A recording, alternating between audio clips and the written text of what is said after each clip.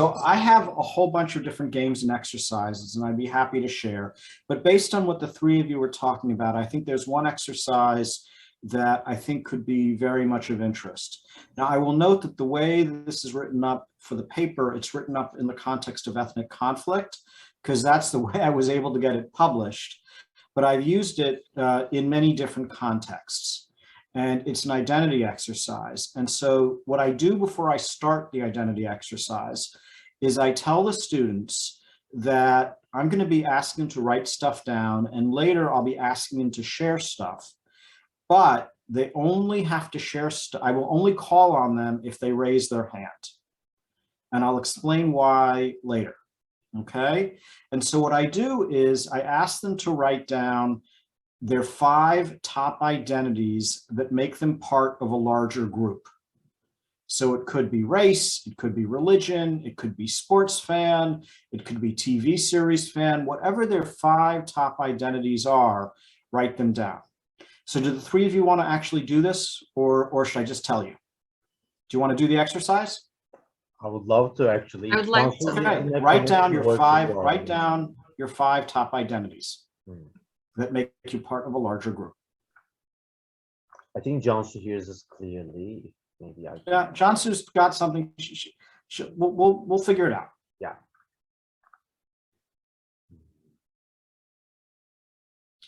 Johnsu, I'm going to write this down in the chat.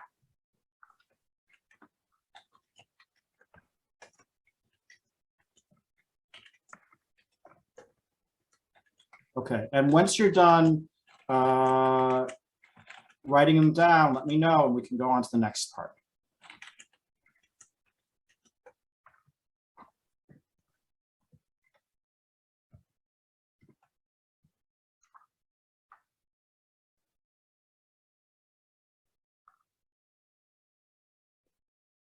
I'm done.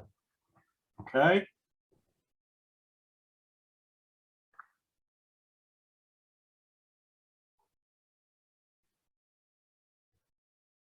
Ezgi, are you done?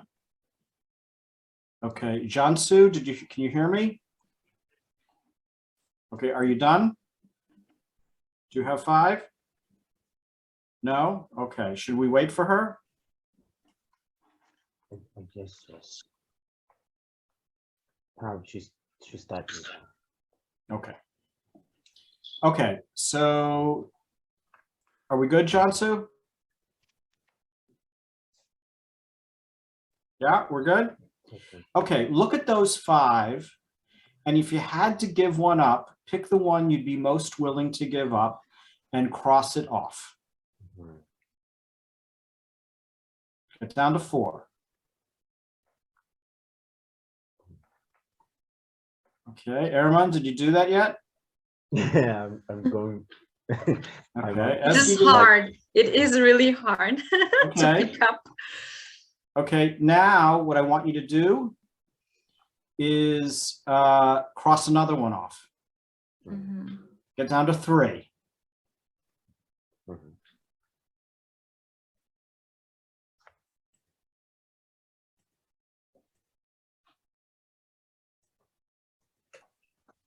Okay, are you all down to 3? Yep. And that's kind of hard, right? So much so. Okay, get down to 2.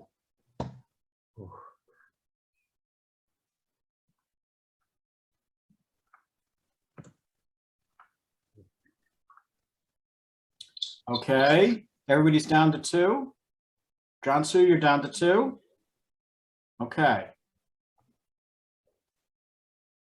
Get down to 1. If you had to give it up and you could only keep one identity, what would it be? Write that down. And I will note that on a regular basis, I'll have a student in the class say, Professor Asal, I can't do that. And what I'll say to them is, imagine somebody's putting a gun to your head and telling you to choose, because that happens in real life. So get down to 1. Okay, so did you all get down to 1? Was that hard? So much. Okay, so now what I want people to do, and again, you only have to share if you're comfortable sharing. I'm going to ask you to tell me not your top one, but all 5. What are the top identities you wrote down? Who wants to go first? Erman? Sure. For the first, I typed in as a son. Don't tell me first, just tell me all 5. Okay, son. Okay, family. Family, yeah. Assistant, Job. job. PhD student, also job, I guess. Nah, student. Yeah. Animal lover. Oh, And I typed by in, the way, oh, I'm not sure the first one. Ezgi has a lovely cat, by the way. Maybe yeah, show us. he is being naughty. Okay, and then what's the last one? I typed in as kindness as a more moral, bigger group identity. Maybe I'm not sure if it counts though. Nah, we'll say moral person. Okay. Ezgi, are you comfortable sharing your 5? Yes, I can. Woman. I'm a Gender. woman. I Gender. will note, time out. I will note that Yeah. almost always the people who say gender are women. Really? Does that surprise you? No. No, it doesn't. Right. Okay. Yes, Okay. what else? Yeah. An academic, maybe a PhD student. Okay, so you and Ehrman share that one. Yeah. Okay. And I'm a music lover. Not a Uh, musician, maybe, but Okay. I'm a sister. Family. Family, yes. What else? And I'm Turkish. I'm a nationality. Mhm. Okay, Cansu, do you have any that aren't already on this list? Yes.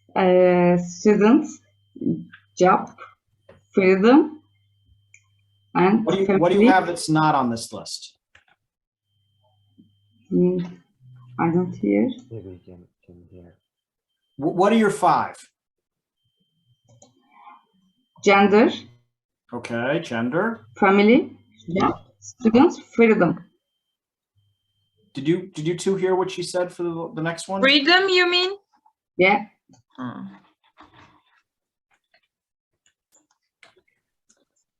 Anything else? Okay, now people, what I'm going to do is, unless one of you tells me, and we can have a very interesting discussion about why these, right? Why these and not others? Okay, and I will tell you that almost always gender is almost only told by women. Sexuality is almost only told by people who are gay. And race is almost only told by people of color. Okay, and there's a real discussion there about why these are the ones you picked. Now, if nobody picked something as their top one, I'm going to cross it. I'm going to cross it off. Okay. Okay. Did anybody have family as their top one? Me. Did anybody have job as their top one? No. Did anybody have student as their top one? Student academic as their top one? No. As a professor, I'm horrified, but I'll still talk to you. Okay. Did anybody have animal lover as their top one? No. Moral person as their top one? Gender? Music lover? Nationality? No? Nope. Freedom? Okay, Ezgi, what was your top one then? My top one was family. Okay, Ehrman, your top one was family also? Yeah, son. Yeah, mine too. Okay, so the interesting thing is we can then talk about why is family your top one? And what I do is I start with a story and I say, look, I'm going to share a story that shaped my identity. Okay, and I share 2 stories. One story is when my father's from Tunisia. Okay, my mother's family's from Eastern Europe, And so I didn't look like my father at all. When I was a kid, on more than one occasion, people in the somebody would go to the security force in the supermarket and tell them that my father was kidnapping me. And that had a big impression on me. I will also note, I tell my students that I actually was beat up for being Jewish. And that had a huge impact on me. Okay. And so I then ask the students, what stories do you have? And the students share their stories. And I've had many students come to me after class and say, Professor Asal, I didn't realize, after they've heard stories from other students, I didn't realize that people were still being treated like that. I didn't realize that women were still getting discriminated against. So for example, on a regular basis, there's a woman in class who says, Professor Asal, if another man touches my ass without my permission, I want to kill him, right? And the men in the room are like, guys still do that? And the answer is, yes, some guys still do that. Or people who are treated badly because of their skin color. And so it's a very eye-opening exercise for the students about what it means to come from different perspectives based on their identity and how they're treated, right? So for example, white people almost never write down race. Men almost never write down gender. Straight people almost never write down sexuality. And we can talk about the identities that you don't have to think about because, you know, you're part of the privileged group. Okay, so it's a very, very useful exercise. And if you send me an email, I can send you the PowerPoints and the article itself. And as I said, the article is framed in terms of ethnic conflict, but I've used it in many different formats. And I am a big believer that it's one thing for the student to read something and then to discuss it. But it's very different if the student is involved in an exercise or a game. Now, one thing I forgot to mention, the reason why you should never point at a student and say, Ezgi, what did you write down? But only call on them if they raise their hand is because more than once I've had a student come to me and say, Professor Asal, I can't share, I'm not out yet, so I can't share my identity as somebody who's gay. Right? And so they have to volunteer the information, don't force it from them. Okay? But I have found that involving students in games and exercises helps them understand theoretical concepts and what we're talking about much better than anything else, right? My students are not going to actually kill each other. But if there's a game where they kill each other in the game, they can relate to why people might use violence a lot more than otherwise. So for example, I have another exercise related to when I try and talk about inequality, where I tell the students that everybody go to the back of the room and we're going to have a running game. And if you were one of the first 5 people to get to the front of the room, you'll get a half grade bonus on the next quiz. Now, nobody has to run, and so if you want to sit down, go sit down. And I'm going to add some rules, okay? So usually 98% of the students get up and they go to the back of the room. And then I say, okay, now what we're going to do is I've done this in classes of 30, but I've also done it in classes of 200. I say, you 20 students, I like you better, so come stand in the middle of the room. And a whole bunch of the students in the back, oh, that's not fair, that's so rare. And a bunch of them sit down. And then I say, oh, and you 5 students, I like you best, so come stand next to me near the front of the room. And a whole swath of students sit down. And then I finally say, and if you run and you lose, you got an automatic F on the next quiz. Now, I don't actually give them an F if they lose, but I tell them that. And almost all the students sit down. Then we have the race. And then I ask the students, so what do you think? It's so unfair. This is so wrong. And I say to them, what does this relate to? What does this game relate to? And they say, what are you talking about, Professor Asal? How does this relate? I said, no, but what does it relate to? And a lot of times they struggle. Sometimes they don't. But then I say to them, did any of you get into an Ivy League school, right? Like a really, really prestigious school. And I teach at a very good state school, but it's not Harvard, Yale, or Princeton. I said, did any of you get into those schools? And several students will raise their hand. I said, why didn't you go? And they said, well, Professor Asal, I just couldn't afford it. It just wasn't feasible financially. And then I say, now do you understand the game? And you see the light go off in their heads, right? In their eyes, because they're seeing this fundamental structural inequality is exactly what we captured, and they can now see it in a game format. So it's very, very real for them. Okay. And so I've tried to create games to allow them to understand international relations theories, comparative politics theories, and then issues related to violence and issues related to discrimination, because those are the main areas that I teach and I research. And I have gotten a lot of positive feedback from students who say that being in such a game allows them to understand things in a way that you just can't if you haven't experienced it and you're just reading about it, right? Because it's different if you're playing it, so to speak, right? So for example, I'm assuming all three of you are familiar with Hobbes, Thomas Hobbes. Yes? Okay, so, Thomas Hobbes basically says people are scum, and that's why we need a dictator. And you just need somebody to be in power, because if people aren't in power, if there's not a dictator, everybody's going to kill each other. Now, it's one thing to tell the students that, but what I do is I have a game where I give everybody a playing card.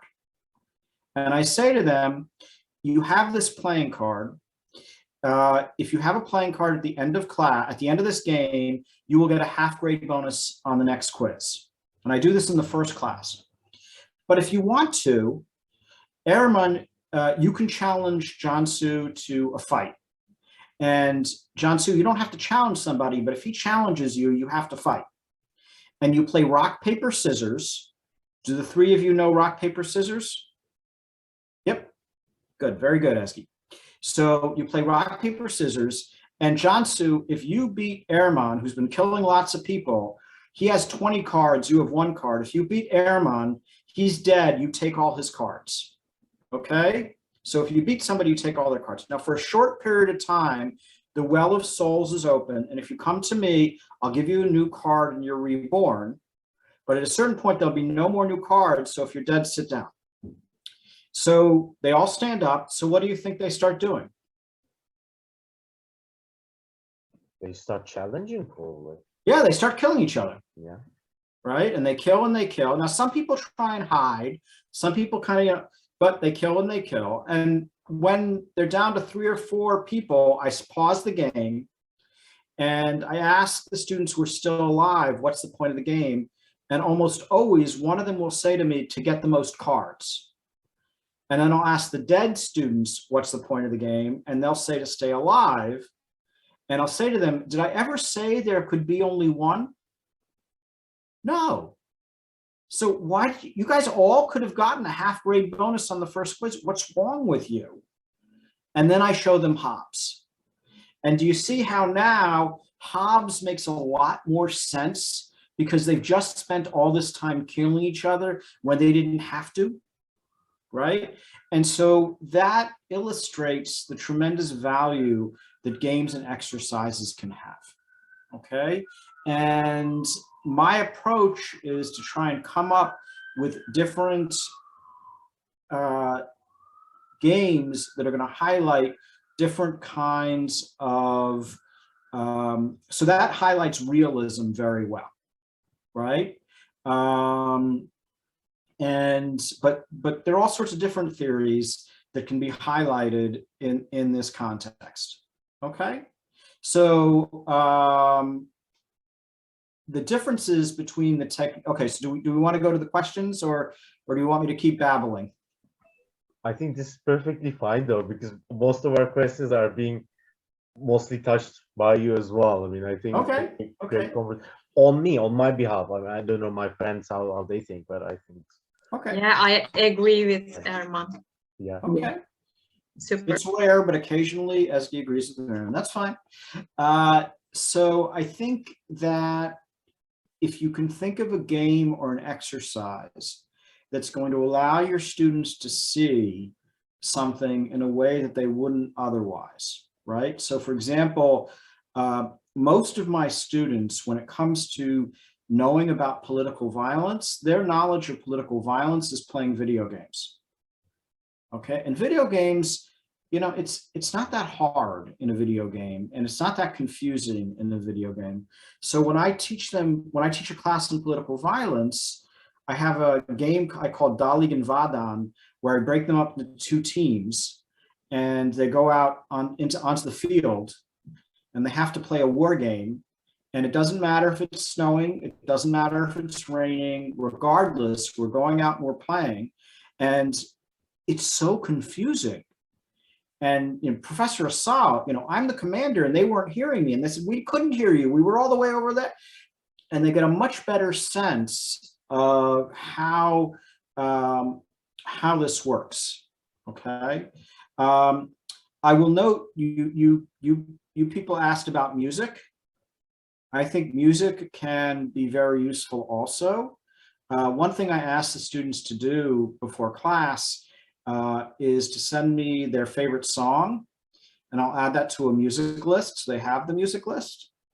But I also have a music list about political violence, which I can share with the students, so they can hear different things. And I think music can make them think about stuff that they wouldn't necessarily think about otherwise. Okay, and you talk about alternative teaching approaches. I don't do an awful lot of different alternative. I mean, let me reframe that. I do a lot of different alternative teaching approaches, but my different alternative teaching approaches are basically related to games and exercises, because getting them to do the stuff allows them to think about things in a much, much different way than they would otherwise. Okay. And I'm trying to see if I can find the political, yeah. So I have, hold on, I'll show you. And some of these I came up with, but I also asked the students to contribute as well. So here you go. I'm going to share the screen. And if you want me to, I can share the link. Are you familiar with this song? The Biko song? Yeah, exactly. I love Peter Gabriel though. Song was written for a very brave man.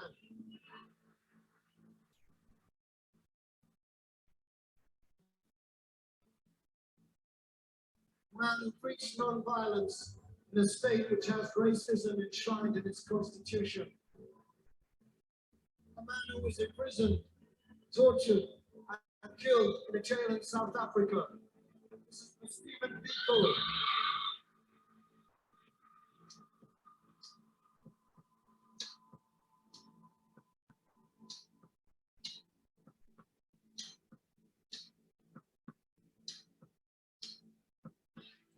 So I have them listen to this music and discuss which songs do they like. So for example, the next song, are any of you familiar with Bruce Springsteen?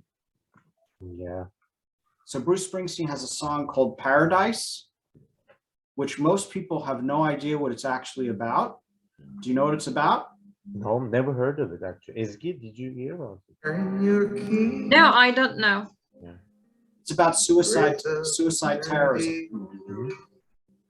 Okay, and a lot of my students aren't aware of the fact of what they're actually listening to. They're just listening to the music. Okay, and so I have this music list, which again, if you'd like, I'd be happy to share. Actually, you know what? I'm going to just do that right now. I'm putting this into the chat. Oh, thank you so much. It's a very nice archive actually of all the songs.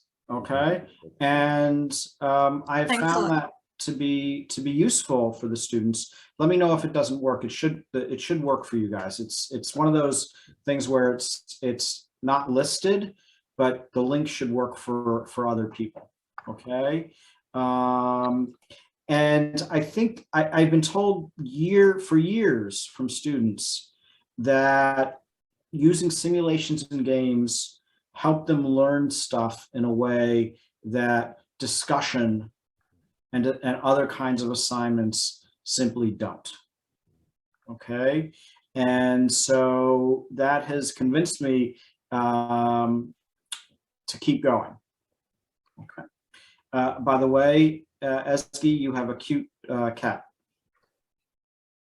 Thank you. It's my flatmate's, actually. It's not mine, but he stays with me. Yeah, if the cat, if you live with a cat, the cat owns you anyway. It doesn't matter Yeah. who owns the cat owns you. So I would strongly recommend if you want to teach topics that your students are not familiar with, or many of your students are not familiar with, or some of your students are familiar with, but other students don't necessarily know that, bringing in exercises and games can get them to have a different perspective than they would otherwise, and help them understand the material in a much richer way than they would otherwise. They were quite appropriate for stuff. And not all of these songs, and so some of these songs are about discrimination or about resistance. Mhm. Have any of you ever heard the song Short People By who? by Randy Newman? No. Sounds familiar. Yeah. So when I teach about discrimination, I start the, one of the things that I do is I show them this song, because we usually talk about discriminations that people are aware of and think about, but there's discriminations that we don't think about. Okay. So hold on, let me show you what I'm talking about. We'll watch the first 20 seconds of this. Hold on.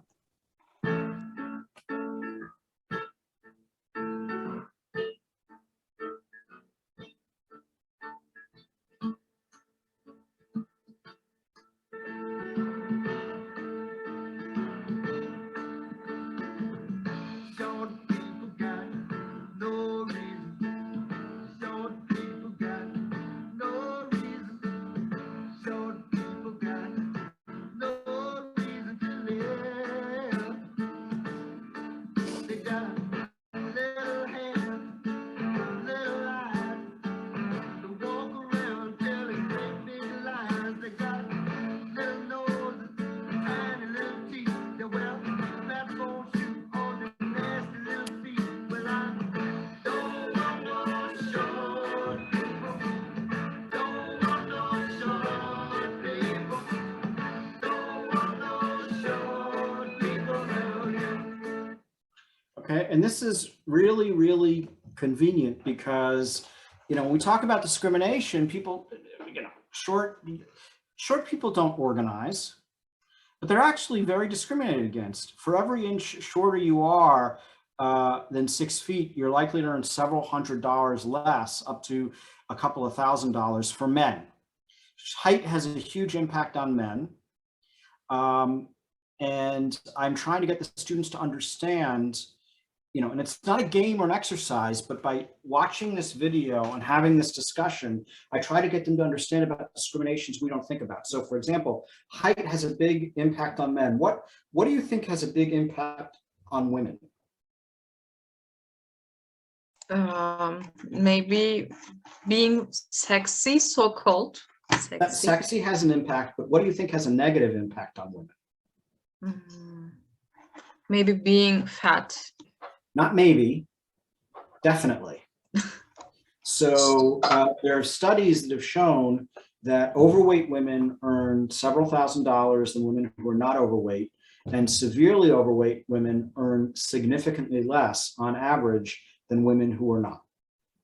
And so this gives, and this is not something that people usually talk about when it comes to discrimination, but it gives us an opportunity for the students to realize how prevalent discrimination can be across different areas and how much it can have an impact on us. And then we can also discuss, so for example, if height and weight is not really causing people to mobilize, why is discrimination against certain kinds of people, people of color, why does that mobilize if height and weight doesn't mobilize? Right? And that allows us to think about what are those factors that are going to mobilize people in a way that other things don't mobilize. And then we can also talk about why, for example, are some mobilizations can lead to violence and other mobilizations don't, right? So for example, ethnic discrimination can often lead to violence, but discrimination against LGBTQ plus people doesn't for the most part. What's going on? And then we talk about where power comes in and the ability to separate comes in. And so you can bring in these various topics and engage the students in a way that a lot of times they don't within the context, because they can relate to this in a way that they wouldn't necessarily relate to it otherwise. Does that make sense? Okay. So let me actually, would you like to see the PowerPoints where I talk about these topics? Would that be useful? I could unmute. Of course. Yeah, surely. If you have time, of course, I mean, we would love to. Mhm. Okay, so one moment. So we did the identity exercise. Hold on. And this is where so you see that I cross one off, cross another one off, cross another one off, cross another one off. Yes, I know, but cross it off anyway. Why did you choose that last identity to save? Let's write down the categories. Okay, let's go through why some of these are listed and what some of these are not. Why are they your last ones? And what does it say about the experience in creating the salience of identity? Right? Ezgi, is that a question or a yawn? How? I just thought you were asking something. That's okay. Oh, no, I wasn't. I was No, just no, saying, wow. Okay. And then I show them the Short People song. Are you familiar with the song by Solange called Don't Touch My Hair? So I haven't heard yet. hold on.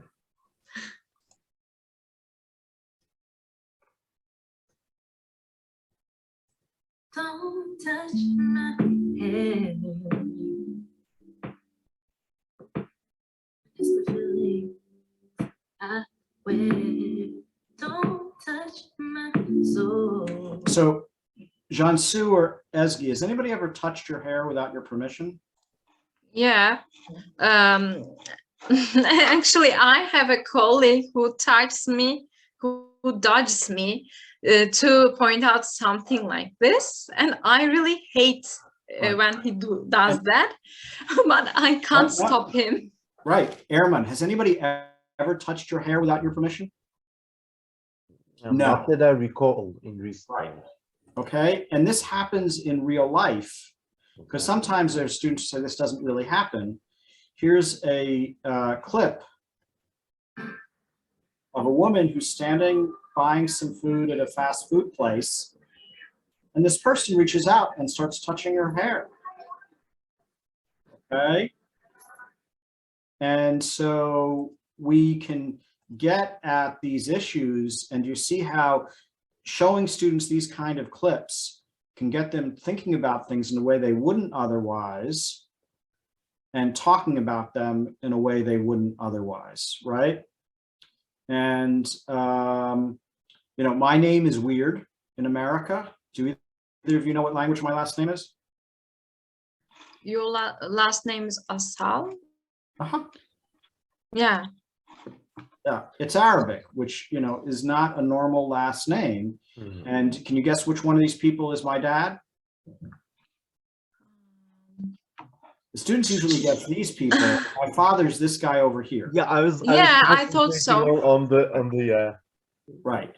And so I talk to them about different life experiences, and then they share their life experiences, which can be extraordinarily eye-opening to other students. And then what we do is I break them up into groups and I have them share poems with each other. That I asked them, I assigned them previously to bring a poem or a song that has real meaning to you and share it with other students. And that's another way of getting at what really matters in terms of how they see who and what they are. Does that make sense? totally. Okay. And then I show them a bunch of different examples of discrimination on Twitter.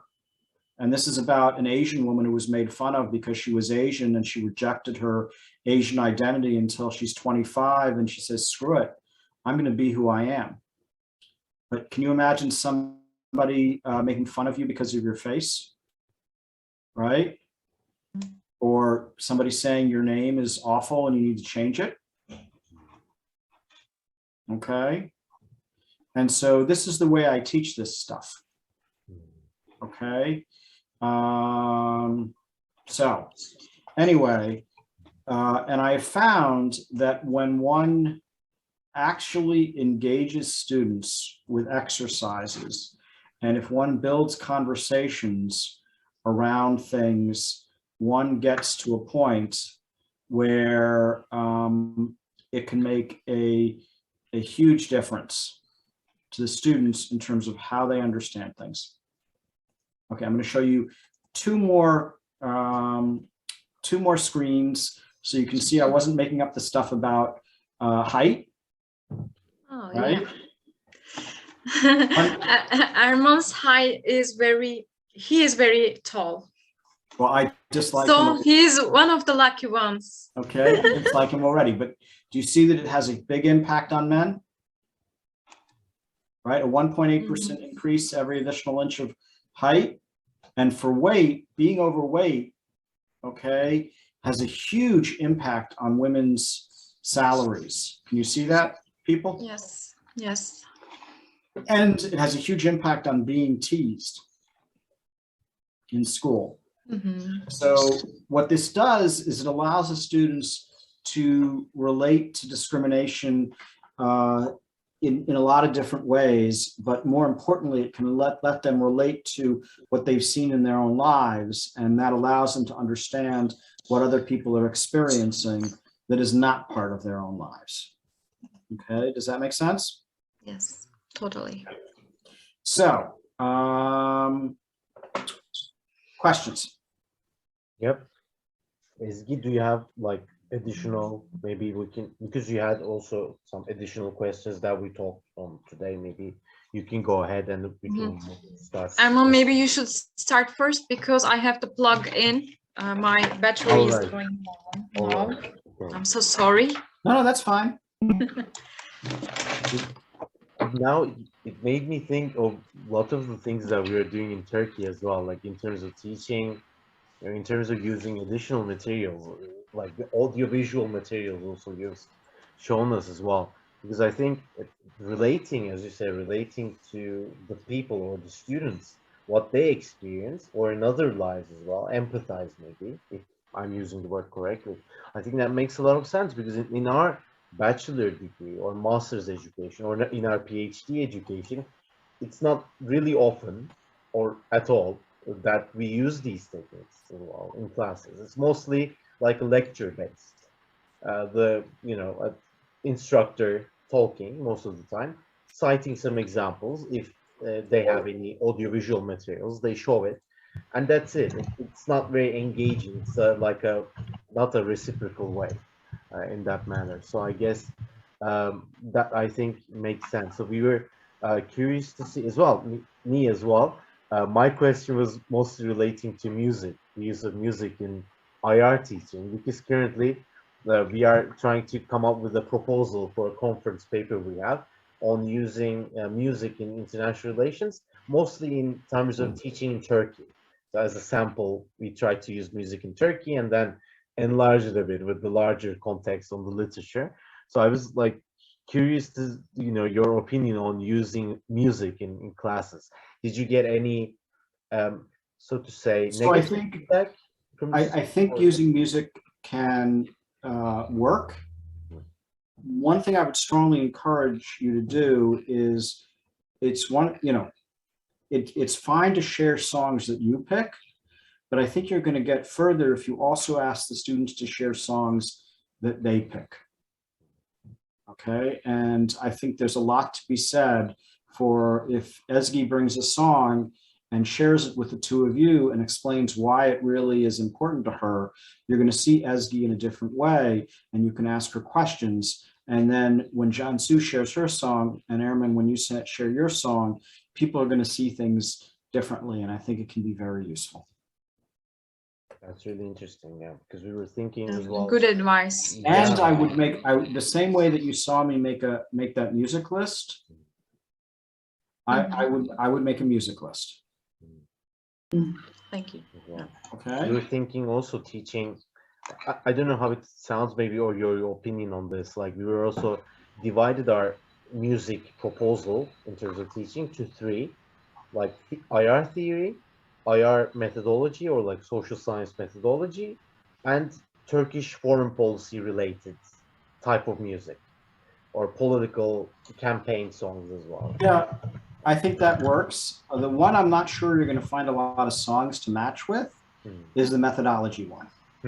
I was going to ask the same. No song is coming to me on the methodology one, so I'd probably go for the first and the third. Yeah.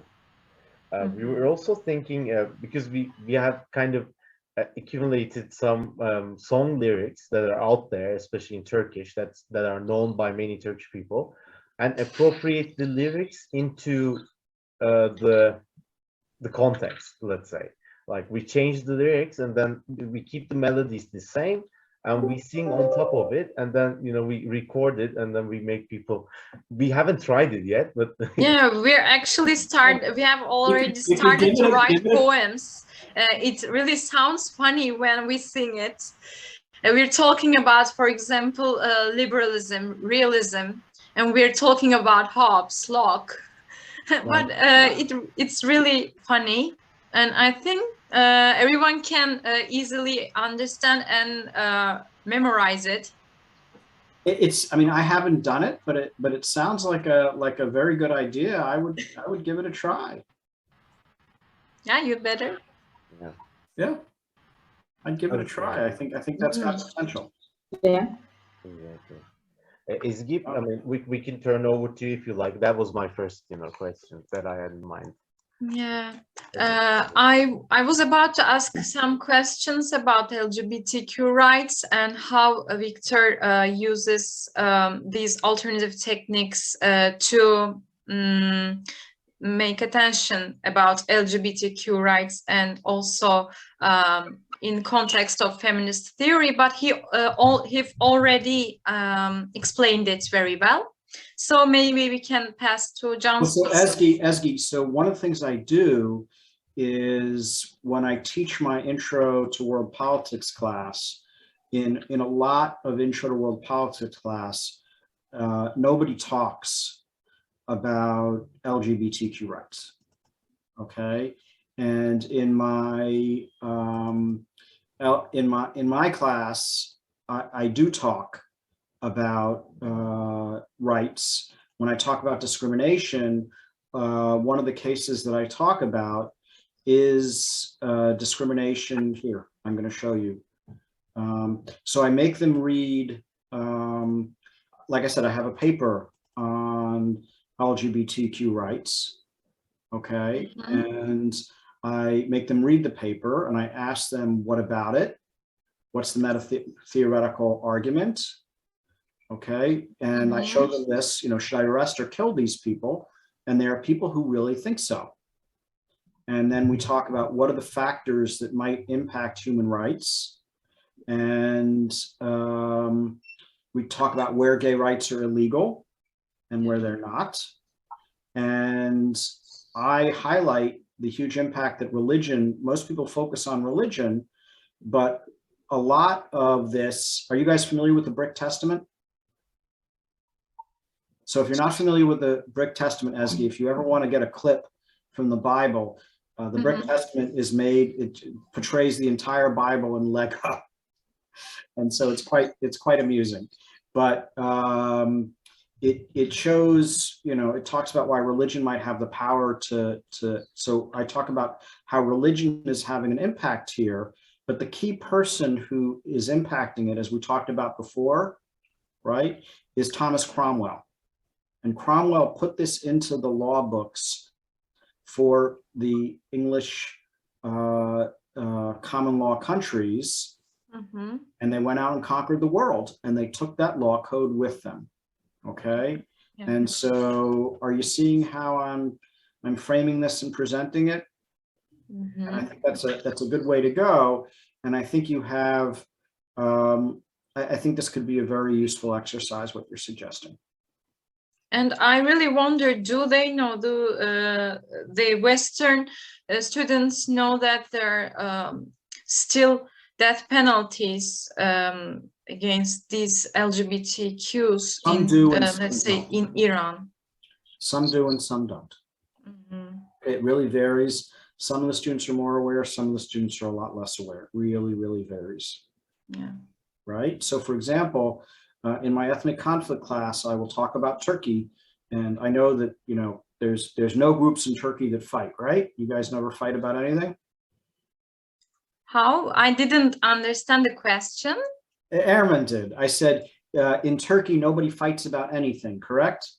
There's no ethnic conflict in Turkey, right? No, we do have, I think. No, Ezgi, you definitely have. But a lot of my students have never heard, I mean, have literally never heard of the Kurds.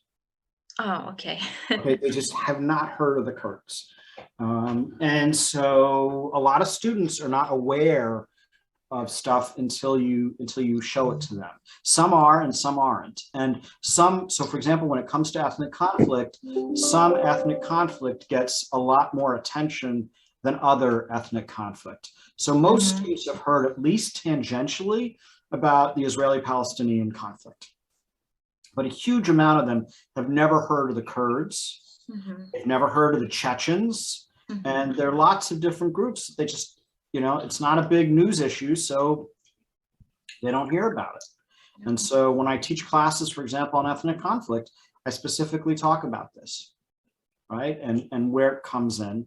And those topics can sometimes be hard because there are often students. And so if you're to teach an ethnic conflict class, and you're going to talk about the Kurds in Turkey, I will bet you a significant amount of money, you're going to have students who feel very, very strongly one way or another about that conflict. And one of the challenges of teaching, if you're going to teach ethnic conflict, you should be talking about that situation, but you've got to find the right way to teach it so that students are not going to turn off what they hear.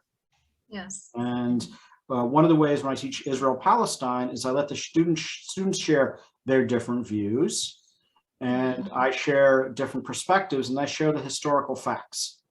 And that can be very, very useful. I think if Cansu's connection works, I think we can turn over to her. If not, I can pose the question as well. Can you hear me?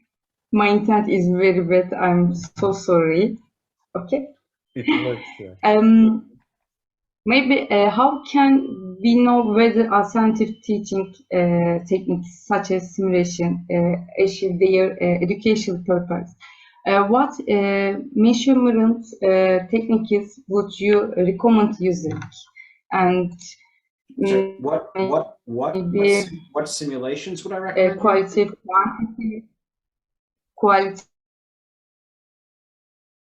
Erman, did you hear what she said?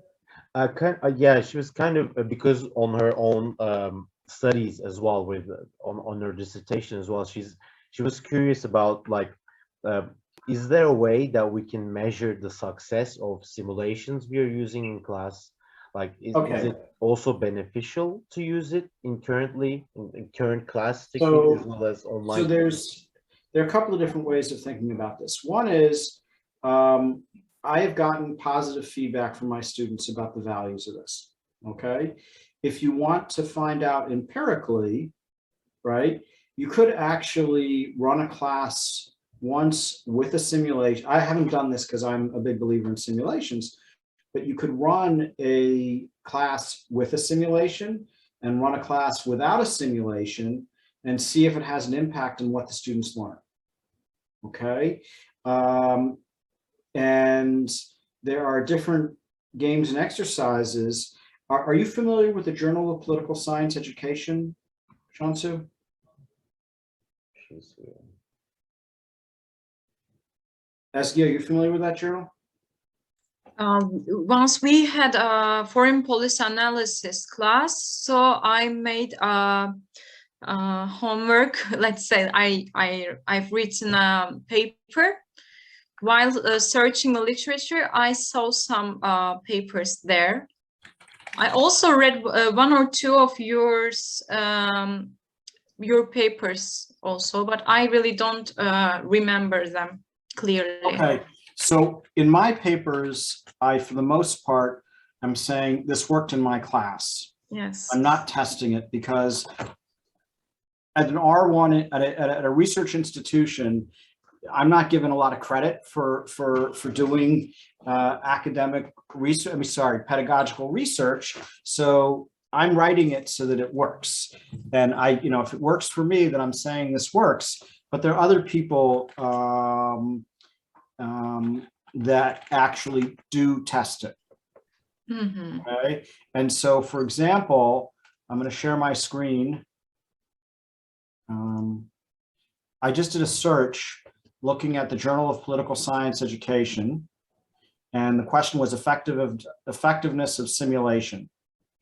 Okay, and this is a whole bunch of articles Mm-hmm. that look at, that evaluate simulations, assessing knowledge of retention with and without simulations. Mm-hmm. Okay. Now, Jansu is not on here. Yeah. But what I'm going to do is there she is. So Jansu, you might not hear me, but I'm going to put in a link that I just did a search on Google Scholar of in the Journal of Political Science Education about the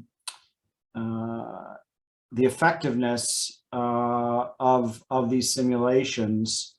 And I would strongly recommend looking at that and pulling down the articles. And if there's an article that you have a problem with, then let me know and I can find it. So for example, there's an article, Jansu, that got published in 2018 by a woman named Luba Levin-Banchik. Okay. And what she finds is that learning with a simulation and debriefing together attains teaching goals set in advance. Simulations with debriefing was the most effective teaching for knowledge retention in terms of students' performance in the quiz. But so there's papers that have actually looked at what you're talking about, Jansu, and I do a Google Scholar search for them. Both in general, but also specifically in the Journal of Political Science Education. Were you able to open that link, Jansu?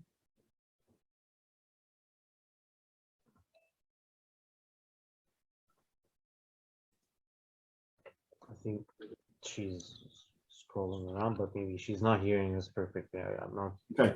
Well. Oh yeah, she's. Can you tell her when you get a chance? Yeah, surely. So Jansu, look. Can you see? Okay. If you can see, I'm going to show you. Okay. So hold on a second.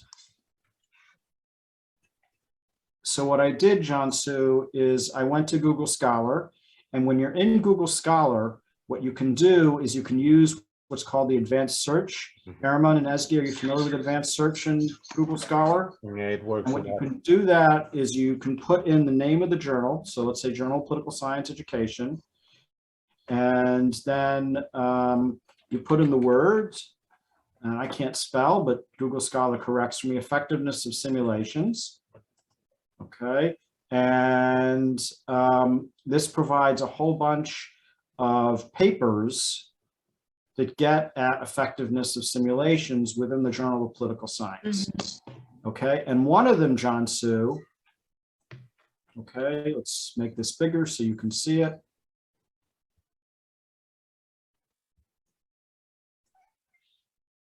Okay, and they're different articles that are going to give you different kinds of feedback related to this. Okay. Okay. Any other questions or anything else? I have a personal question. How come you have started to use these kind of exercises, games in your course? How did it start? How did it start? Yeah.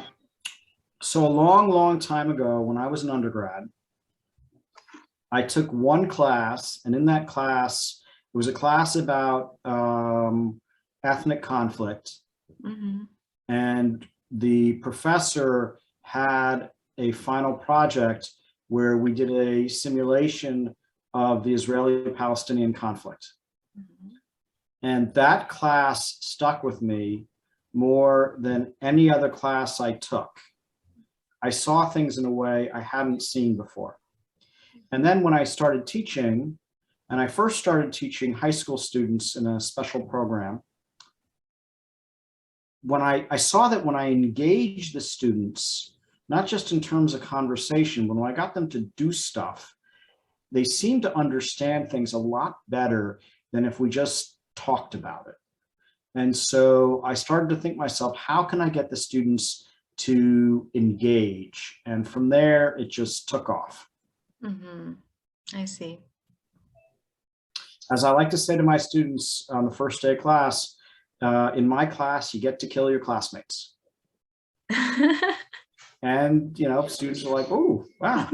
But, you know, it shows you stuff in a different way. Yeah.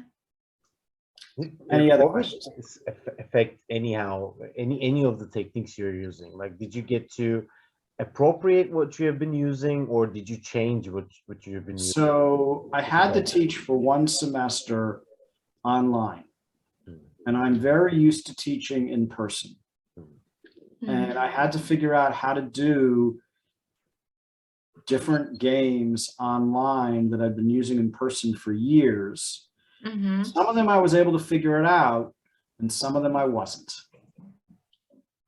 But, you know, it's just, that's the way life is. You got to figure out where you are and do the best you can. And right now you get used to it in exercising it in a digital way? No, because I'm back in person, thank goodness. Oh, yeah. I like being in person. Oh, me too. Yes. Okay. Do you have other questions? I'm also chatting with John so to see whether she has any external questions. Now we have you. Maybe we can, without taking much of your time, obviously. Well, that's fine. And again, you know, in the future, if you ever want to talk about a particular, you know, look, you can see my games on Google Scholar. You know, I have a Google Scholar page, and if there are any articles about pedagogy that you can't download, email me and I'd be happy to send you. Parenthetically, if you're interested in any of the things I'm talking about in my other articles, I'd be happy to send you. And as your PhDs progress, if it would ever be useful to talk to somebody about research, I'd be happy to talk to you about that too. Thank you so much. I mean, You're so kind. Thank you so much. You're welcome. We don't get to see, as a self-criticism to Turkish academia, we don't get to meet with many helpful instructors as you are as well. So, well, look, part of my job, you know, I'm getting paid. Yes, I know that if you're at a research institution, research. but my job is to help people understand the world. And I'm going to do my job because A, it's important, and B, I like it. That's true. Okay. And it really tells, it's really telling that Yeah, it is obvious that you like your job. Yeah. Yeah, it's cool. Well, I hope that when you get your jobs in academia, you like them too, and embrace what's important to you. But even if you don't like teaching, make sure your students learn. Okay? Okay, I promise. Okay. uh, Anything else, or are we good? as a final, just like a personal curiosity, I was curious, what would you think on the future of like alternative methods in teaching IR? Because My hope, yeah, look, over the last 20 years, more and more people have used different approaches, and I hope that that continues. I think students get a lot more if they can come at it from a variety of different directions, not just games and simulations, but having different approaches helps the students see things in different ways beyond just reading and discussion. And I want that to continue to spread. exactly. Because like there are new like online teaching and like asynchronously as well, like Udemy. No, I am not a fan of asynchronous. Yeah, I was going to ask the same because I'm not a fan of asynchronous. I know sometimes that is what you got to do, but I am not a fan of asynchronous. I think in person is my favorite. Synchronous online is next, but I am really not a fan of asynchronous. I think asynchronous is really not, is the least positive way to go, because you can't build a relationship with the students in the same way you can with those other approaches. That's true. That's how some instructors prefer to do in COVID times in Turkey. Yes, I know. I don't like that. Unfortunately, yeah. So, Yeah. okay. It's really nice. We would love to be in your classes, but I think we had the experience to do it right now for 1 hour. So it was really telling, and it's really fun on my part.